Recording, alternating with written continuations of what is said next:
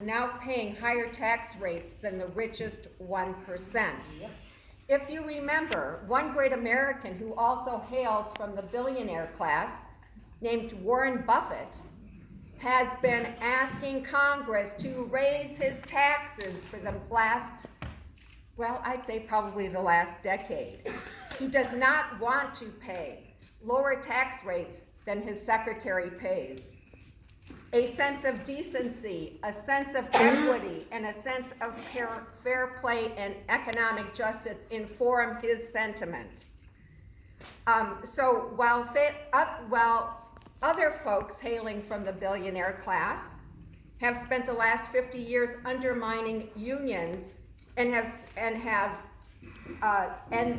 unions' ability to organize in every state, and that family goes by the name of the Koch brothers. Yeah. Okay, so they've spent the same period of time, if not longer, undermining unions' right to organize.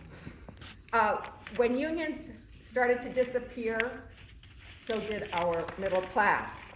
Let's try to reimagine a 21st century reformatted union in every industry in America with a leadership of honor and integrity that works tirelessly on behalf of its rank and file members. So what can we do when Washington, D.C. moves at a glacial pace? You just need one well-funded lobbyist, you need one obstreperous judge, and you need a couple of indignant senators to stop any movement in the right direction. So what can we do? We can vote for politicians who want to address this huge problem that undermines social democracies.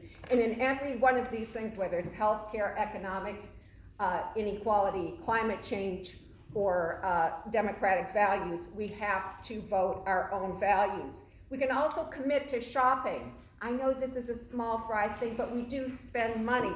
Let's commit to shopping at companies whose CEOs do not command obscene salaries, while its employees must work 2.5 jobs to put a roof over their head. Executive salaries of all publicly traded companies are public, and you can Google them. Google should be your next best friend. Google the companies where you shop to see what kind of CEO salaries they make, and shop at ones who are committed to have a lower ratio between average worker and CEO, okay? Woohoo! Okay, I will stop. I have to introduce. And then boycott Google. I'll make them your best friend for a couple years and get this intel. Okay, our final speaker is Dr. Barbara Jones, and she also hails from Ely and is here to talk about global climate change. Her work and experiences led her to the conclusion that global warming is the most critical issue of our time. I think many in this audience would also concur.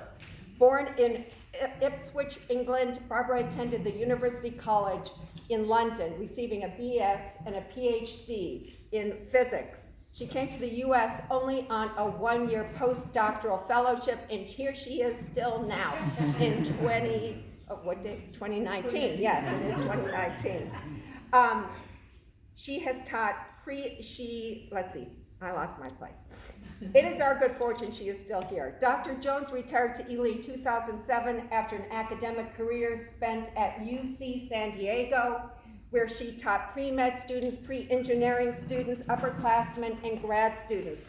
Her earliest research focused on understanding the heat balance in the atmosphere, leading to an early appreciation of global climate change. Dr. Jones has long been interested in astrophysics, geology, atmospheric physics, and comparative planetology. Wow. Go women! Barbara is excited to be here, and we are deeply honored to welcome her. Today she will help us understand the depth of the global warming problem and many aspects of climate change and the measures we must undertake to mitigate and adapt. Woohoo!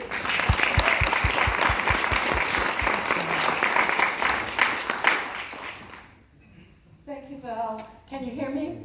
Yes. Thank you, Mary Louise. Thank you for organizing this whole Issues Conference. I think it's a great idea. Thank you to VCC for hosting us. Thank you to my colleagues and friends at the Ely Climate Change Group and the Citizens Climate Lobby, who keep me honest and inspired at least some of the time. If any of you guys are seriously interested in climate change, on my one-page flyer, I have my email address, and if you're not already on our email list, you're welcome. Just drop me a note and I will add you on. We meet the first Tuesday of each month at the Senior Center and Climate Lobby tables at the Farmers Market, where we try to get our congressional representative, Pete Stauber, to support a climate change bill in the House. We are trying.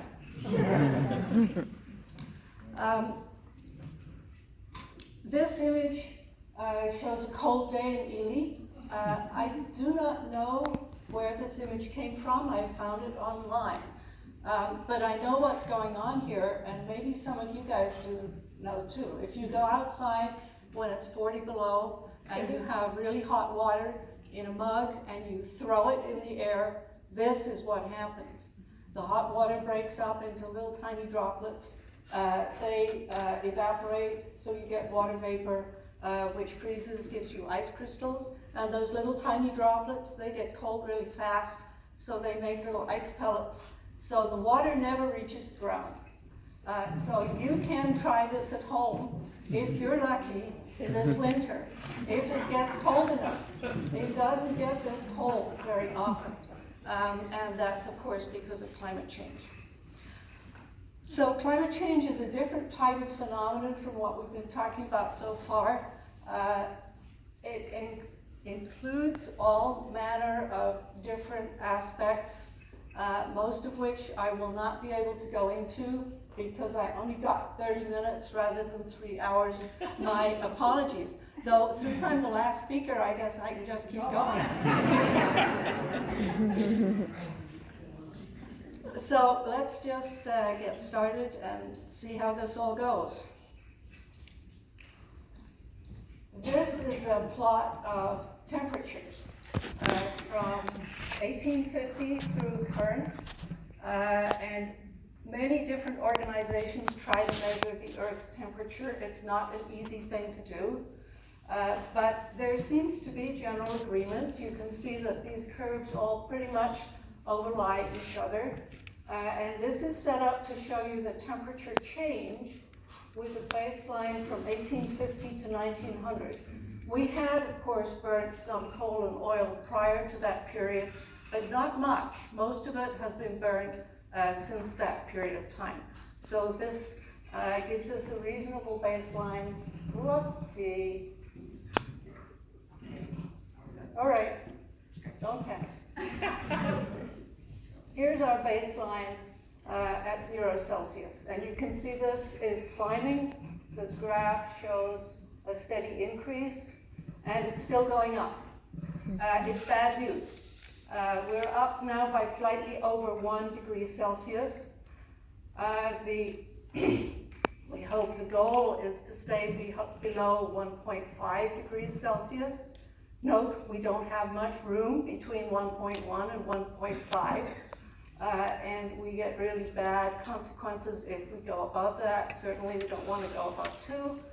The more carbon dioxide we put in the atmosphere, the more likely it is that we hit those really high temperatures. Now, when I first started studying climate change, I thought 1.1 Celsius, that's not so bad. Suppose our nighttime temperatures are 1.1 warmer and our daytime temperatures are 1.1 warmer, and that's all that happens. Well, that actually sounds like a pretty good deal, right? Especially if you live in Minnesota. But of course, that's not all that happens. What happens is that the weather gets really weird. An analogy I like to use here is human beings with a body temperature of 98.6. If your body temperature goes up to 101, you start feeling pretty shitty. And if it's 103, you might be in the hospital. So we have a very finely tuned system. If we look at the Earth system with the land mass, the oceans, and the atmosphere, it's also a pretty highly, finely tuned system. And it's been stable for thousands of years. Not totally stable, but pretty damn stable. Certainly not as unstable as this shows. And during that period, our economy has developed, our civilization has developed, our agriculture has developed, and all of this rests on a stable climate. And what we don't have anymore is a stable climate. Come on, do it. Oh, it did it too much. I'm sorry. So if we look at what's happened to the temperatures across the world, this is temperature changes between 1880 and pretty much current. Anything that is red or yellow, or it's actually a brownish color here, has gotten warmer. The Arctic, you can see, has really gotten warm very much faster than the rest of the world. So this is just to try to convince you that warming is happening. Note, just here, just south of Greenland, there's a little blob that says that in 1880, that little blob there was actually warmer than it is now. It got colder at that point. Why would it get colder? Because Greenland ice cap is melting. And all that nice, clean water flows off the ice. It's very cold. It accumulates right there. Be concerned about this, because that's exactly the point where the Gulf Stream turns over and goes back. The Gulf Stream brings warm water up to Western Europe. That keeps the temperature of Western Europe mild. The Gulf Stream has been known in geologic history to stop. This is the way to stop it. You stop that turnover. So the warm water coming up on the surface sinks and then becomes cold water going south again. It's important to remember that we call it now climate change rather than global warming, because if the Gulf Stream were to stop, Western Europe would actually get colder for a good while. I used to think that that change in nomenclature was just to be politically correct, but in fact it's not. There are some places in the world that are likely to get colder. Okay, you don't have to have sophisticated instruments to measure that global warming is happening. Here's a glacier in Alaska, taken from the same vantage point 70 years or so apart. You can see on the left, it's just full of ice flowing down to the bottom right.